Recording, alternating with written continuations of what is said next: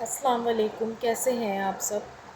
کون سا درخت یہودیوں کو پناہ دے گا؟ سورج مکھی کا پیڑ یہودیوں کو پناہ دے گا۔ کس قوم کو فرشتوں نے ڈرانے کے لیے اس کے سر پر پہاڑ لٹکا دیے تھے؟ بنی اسرائیل کی قوم کو۔ وہ کون سے نبی ہیں جو بالغ ہی پیدا ہوئے تھے؟ جواب اس کا آتا ہے حضرت آدم علیہ السلام۔ کیوں کچھ لوگ زندگی میں بہت جلد بدل جاتے ہیں؟ وقت اور حالات انسان کو بدلنے پر مجبور کر دیتا ہے۔ سب سے بڑا غریب کون ہے؟ سب سے بڑا غریب وہ ہے جس کے پاس سب کچھ ہو اور شکر کرنے کی نعمت نہ ہو۔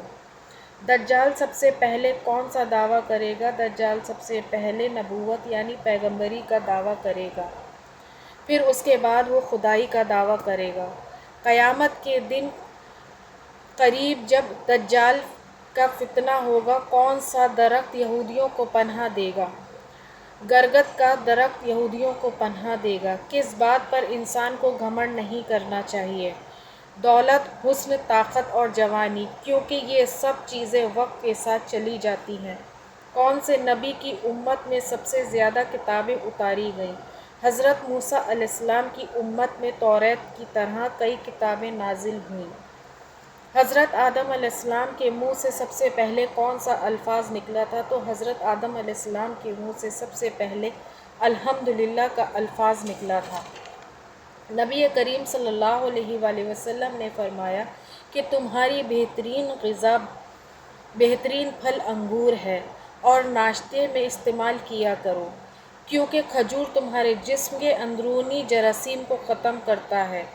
مٹی مت کھاؤ، کیونکہ یہ میری امت پر حرام کر دی گئی ہے۔ کولانجی میں ہر بیماری کا علاج ہے سوائے موت کے۔ لہسن کا زیادہ سے زیادہ استعمال کرو، 70 بیماریوں کی دوا ہے۔ کشمش بلغم کو ختم کرتی ہے۔ پینے کی چیزوں کو کھڑے ہو کر نہیں، بیٹھ کر پیو۔ حلال اور حرام روزی میں فرق کیا ہے؟ اللہ نے انسان کو حلال کمائی سے پیٹ بھرنے کا حکم دیا۔ حرام روزی چاہے کتنی بھی ہو، وہ برکت سے خالی ہوتی ہے اور انسان کے دل سے سکون چھین لیتی ہے۔ حلال روزی تھوڑی بھی ہو تو وہ بہت سکون دینے والی ہوتی ہے اور گھر میں برکت ہوتی ہے، روحانی نور ہوتا ہے۔ حدیث میں آتا ہے کہ حرام لقمہ پیٹ میں جائے تو عبادت کا اثر ختم ہو جاتا ہے۔ جو انسان حلال کمائی کرتا ہے، اللہ اس پر رحمت برساتا ہے اور اس کی اولاد بھی نیک بنتی ہے، اس لیے ہمیشہ حلال کمائی کرنی چاہیے اور حرام سے بچنا چاہیے۔ حضرت علی فرماتے ہیں، ہمیشہ یاد رکھنا، صبر کرو، بھلائی کرو اور دوسروں کے لیے دعا کرو۔ یاد رکھنا، جو رب کے لیے کرتا ہے وہ رب سب کے لیے کرتا ہے۔